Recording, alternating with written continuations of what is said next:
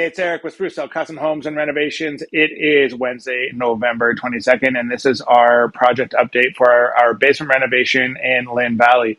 We have installed a beautiful custom laundry drain for them while we do this work so that they can continue to do the laundry for all of their 6-person family. Craziness, in this day and age anyways.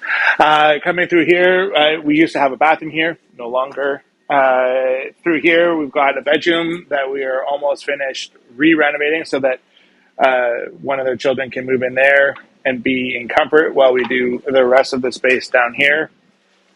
Coming down through this space here, a little bit difficult to explain, but if we come over here, this is going to be a hallway going down towards a rec room, an office, and a gym.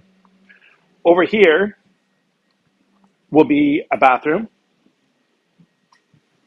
Bathroom here. So we're going to have to reroute some plumbing and deal with some ducting and whatever else. I actually use this project as a learning opportunity for some of my project management team.